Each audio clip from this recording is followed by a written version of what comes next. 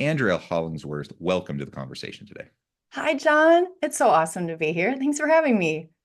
It is wonderful to be with you. You're joining us from Minnesota. I'm south of Salt Lake City in Utah. And today we're going to be talking about radical self compassion and mental health in the workplace, and really what leaders can do both for themselves and for their team to make sure that we're all taking care of each other in the modern workplace. It's complicated, it's messy out there, and it's only getting harder, I think, in the modern workplace. And as we pivot into the future of work. So this is what we'll be exploring. And as we get started, I wanted to share Andrea's bio with everybody. Dr. Andrea Hollingsworth is founder and CEO of Hollingsworth Consulting, author of the best-selling book, The Compassion Advantage: How Top Leaders Build More Humanizing Workplaces, and a leading global expert on compassion and self-compassion in life and leadership. I love all of that, Andrea, and it's been a pleasure chatting with you in the pre-interview, just getting to know you a little bit and talking about your Hey, background. Is likewise, there yeah. anything you would like to share about your background with the audience before we dive on into the conversation? Oh gosh, I don't know. Maybe a couple of fun facts. I used to be a professor just like you. And one of the things I talk about is radical self-compassion. And one of the things that's true of me is that I walked away from academia kind of at the height of my success, largely because my inner critic was really sabotaging my resilience in that workspace. And so one of the things I do is help leaders to um, work with their inner critic and get past that perfectionism that's holding them back, and it makes them a better leader in the end. Um, so another fun fact about me, just random, I'm a soccer mom. I have a 7-year-old boy named Bennett, and I love my home state. I've lived all over the country for my academic career, but now I'm home. I'm home in Minnesota, and I my favorite place. Um, Side note, if you've seen the recent Garfield movie, there's a minute there's a Minnesotan villain in that movie, the very first Minnesotan villain I've ever it's fabulous. Anyway, that's completely random. You know, I love that. Did you see it? I did go to see it with my kids. I'm now racking my brain to try to remember more about the villain, but I'm gonna It's have to. the woman in the milk factory, the security guard. That's right. I'm like, how did they have a Minnesota villain? It was That's great. excellent. Anyway, we're off topic. I'm from Missouri, so Okay, yeah. You've got an Anyways, accent you can good whip out too. Midwest pronunciations. Yeah, It's excellent. yeah. Well, thank you. A real pleasure, and I totally can relate to the academia piece. The You pressure know, cooker. and Yeah. it's not the topic for today, but and the workplace is a weird place, and academia Mhm. is like this own weird microcosm niche of the workplace. Indeed. And Yeah. academia today is weird, and I'll just Yeah. leave it at that. It's Yep. it's it's bizarre, and it's getting more Yep. bizarre each and every year. I'll just leave it at that. Yeah. That is very true, and we'll just leave it. Yep. Yep. All right. Well, okay. So let's talk about this idea of radical self-compassion that you were Sure. saying in the pre-interview that this is something that you really dove into during the pandemic.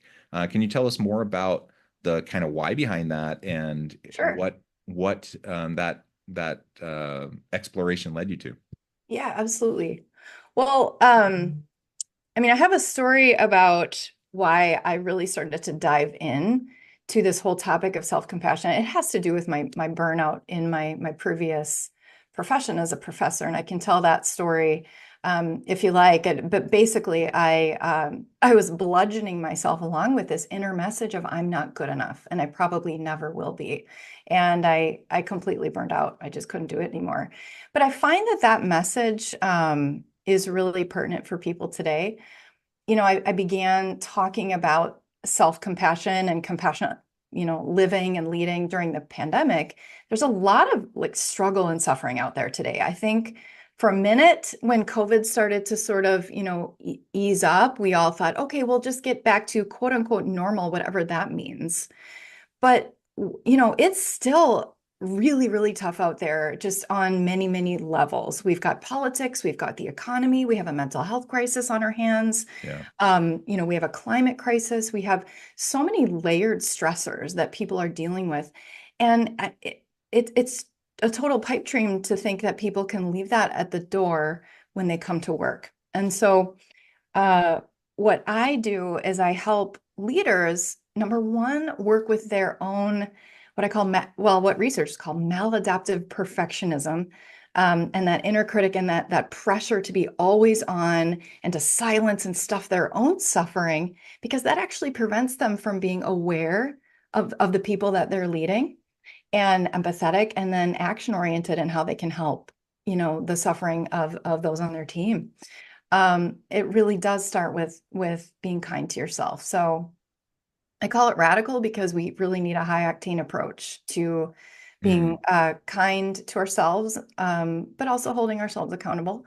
We live in a never enough society. Everywhere there's this message like, if you want success, respect, belonging, and love, you better be, you better get the promotion. You better have more money. You better have the better house. You better have the better car. You better have the perfect family. You better have the perfect body. You better have the better sense of humor. There's so much pressure on us that we feel it. We're in this soup and we internalize it. And I think a lot of leaders walk around there thinking, I absolutely have to, I have to be on all the time. And they don't know when good enough is good enough. Now, I'm all for healthy striving, but there is something that can happen where people just become more isolated and Mhm. more depressed and more anxious and less resilient and less connected to other people because they're really stuck in their own heads about their own worth. And that really does make an impact. So radical self-compassion. Sorry, I've been talking for a while. Do you have a question or anything? I can just keep No, going. it's great. It's great. Okay. Radical self-compassion involves, like, first of all, our brains, when we make a mistake or become aware of an imperfection, uh, if you look at the neuroscience of that, it's very interesting. That is processed in the anterior cingulate cortex, and that's the same Mhm. part of the brain that processes pain, physical pain. And so this means that when we're beating up on ourselves internally, it hurts, literally, like it's painful. Yeah. And you can't learn and grow from whatever it is, whatever mistake, whatever, if your brain is on fire in that threat detection mode, that fight, flight, flee, fawn, all that stuff. And so the first step is shifting from, that inner just humiliation and shaming to curiosity. Like, what happened? What's the situation on the ground? What, looking at it as data points, information instead of condemnation. I'll Mm. tell a story here. So recently I was, this was a few months ago. I was at my son's soccer game and I missed seeing a soccer goal because I was Mm. looking down. And you want to take a guess at what I was looking at? Looking at your phone. Most people guess that. It's close. I was looking at a screen. I was looking at my computer Mm. because I had justified bringing my computer to the game because I wanted to make progress on ironically, the book I was finishing on compassion. Oh my gosh, not a good mom moment. So I was like, well, I'll just putter away at this chapter while Bennett's not on the field. And it was the wrong call because I'll never forget his face. He came up to me after the game and he was like, Mom, I scored a goal. And when I looked over at you, you were looking down at your computer, Mom. Oh. You hurt my feelings so much. And, it was one of the lowest moments of, I try And to how be a old is great, he? he's 7. He's Yeah, 7. it's hard. So it was a big deal. And so I was like, what are the data points here? What, like, A, it looks like I'm not as good at multitasking as I thought I was, right? That's a data point. B, like, okay, big plays can happen fast in kiddo soccer games. Time, I should not be looking down. I should not be distracted. I should, see, I hurt my son's feelings. We're gonna need to apologize here. So you get curious about like what are the facts? What are the situations instead of condemning yourself? The second step, do you want me to just keep going? Is that good, or do you want to pause Yeah, there? no, this is a great story. Go for it. Okay, yeah.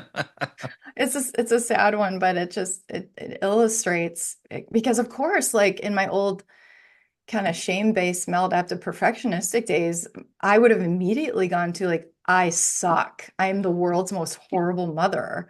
Like I'm fundamentally flawed and I'm never going to get better, which is just the voice of shame, right? Yeah. And if you've got that voice happening in your head after you make any kind of mistake or have any kind of imperfection or flaw, it's going to prevent you from showing up in the ways that you want and need to show up in your personal and professional life. I promise you it will.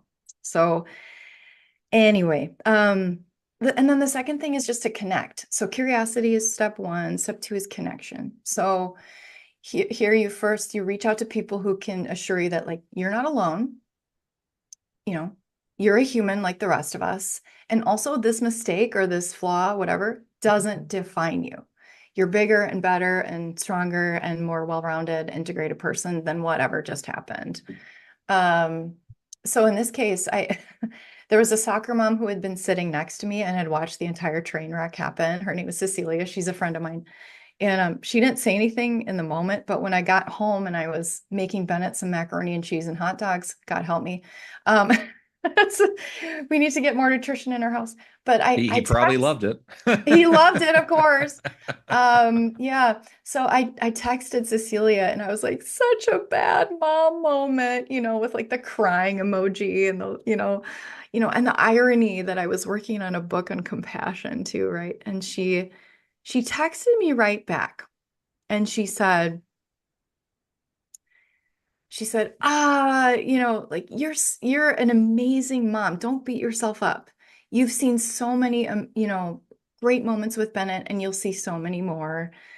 But yes, the irony that you were working on your compassion book so she didn't minimize it, but she also didn't um, amplify it. And so she empathized, right? And assured me. And then, so connection just connecting. We want to hide. Our Yeah. brains tell us, there's this evolutionary history of like, when we become aware of anything we don't love about ourselves, we don't want to connect with people. Um, Way back in the Paleolithic, when humans lived in hunter-gatherer groups, when if I were to do something that would like piss off my tribe members too much, what might happen? I mean, yeah, you could literally get kicked out, which Yeah, means you probably die, right?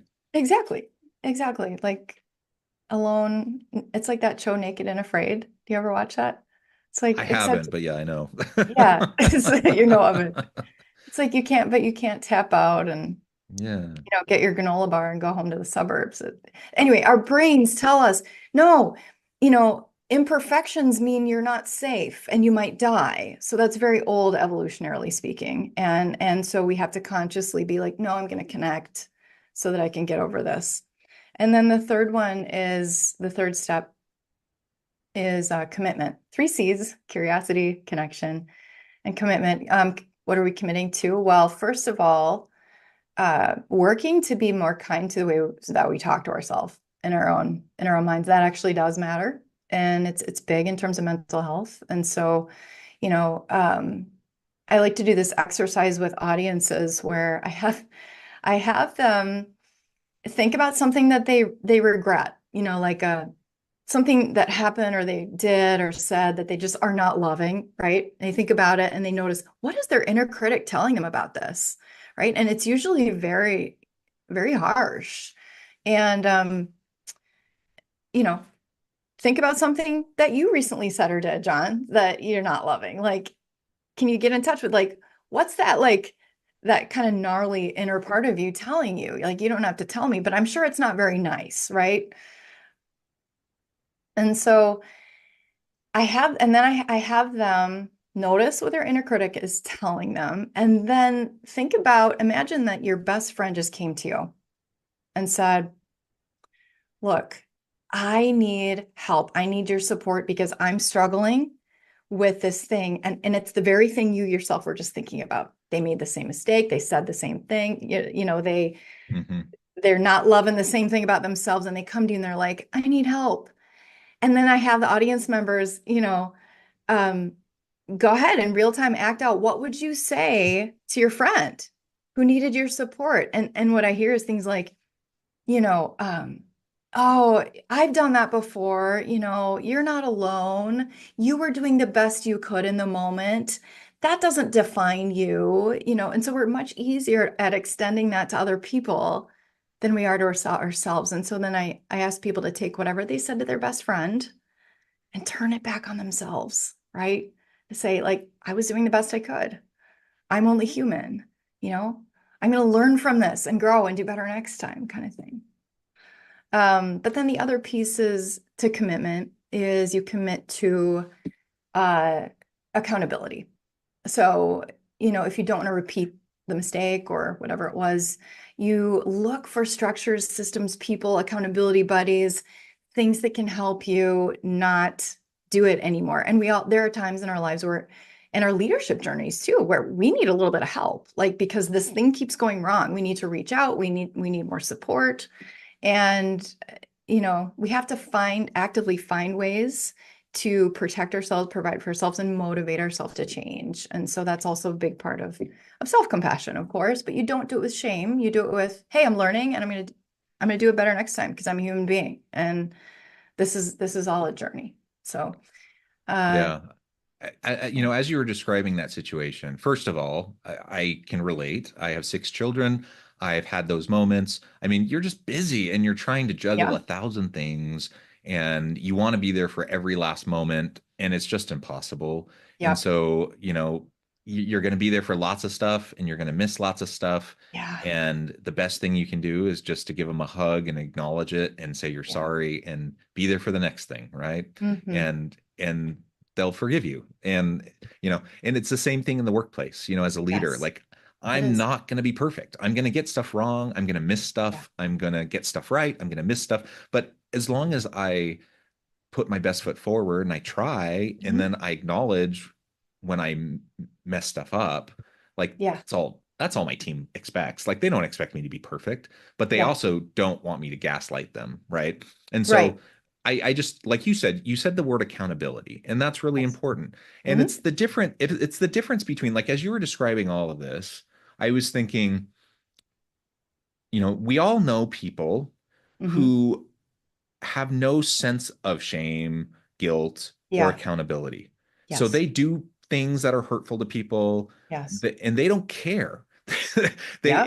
and they don't feel bad about it. And Yeah. and it bugs us to death, right? Yeah. There's And something there's something there's in something there. wrong There's a with category in the DSM actually for that. But anyway. yes. Yeah. Yes. And but most people aren't like that. Most people aren't like Exactly. that. And most Yeah. people, when they do something that hurts someone else, they know it, they Yeah. recognize it, they feel bad about it. Yeah. And Yeah. and and so practicing this compassion, most people, human to human, we're pretty good at extending grace to each other. We're pretty Hmm. good at being patient with each other, and we're pretty good at showing some compassion to each other because we recognize that we're not perfect. We recognize we all fall down, et cetera, et cetera. But we do struggle to do that for ourselves. And I'm not quite sure why. You probably know a lot more about the why behind that than I Yeah. do. But the reality is, whatever the why is for each individual person, we do need to be able to take a step back and to just realize beating ourselves up doesn't serve anybody. It doesn't, like, if I just sit there ruminating, like if you were to just sit there ruminating in that moment with your son and spend the rest of the night beating yourself up, Yeah. all that does is mean you're going to miss the rest of those moments the rest of the night with your son, right? Correct. You're gonna Instead of being able to exactly. make it It better, disconnects you from people. it Hmm. disconnects you. Yeah. Hmm. And the Yeah. same thing in the workplace. Like, all Exactly. it does is it just means you're going to miss all of the other opportunities for connection, for Yep. meaningful mentorship and coaching and all the other things that are Correct. going to matter for those Correct. people. And so we got to give ourselves a break. Yeah. And and that's what they need. They want to be given a break. We need to give ourselves a break. Yeah, I amen to all that. And I also, there's something that can happen when we're really being hard on ourselves to our own nervous systems.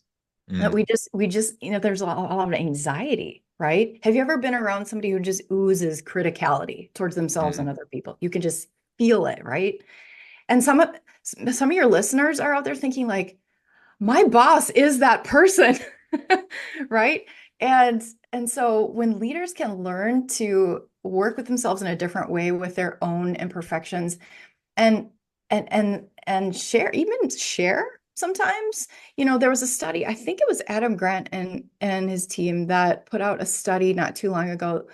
um, Managers were so in the in one group, the managers were asked to share with their team members the growth areas that they themselves needed to work on from that came from their higher up. Okay.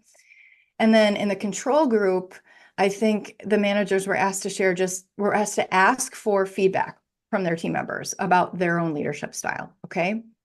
And at the end of the study, I forget what the positive was. It was something like, you know, employee trust or connection or resilience or something like that. Like, I'm botching this study, but like the good stuff happened, like in the manager team member relationship. The good stuff happened when the leaders were vulnerable with their own growth areas, with Yeah. their direct reports. And so I think that speaks to just a different approach to our own imperfections, and being just a little bit more like lightening up about them, and being vulnerable enough to say, like, hey, I'm human too, and here's what I'm working on, and I know you've got things you are working on too. And that is going to boost just morale. It's going to help those relationships grow in the workplace, which are so, so, so important to ease everybody's suffering and help everybody feel a little bit more human at work. Yeah.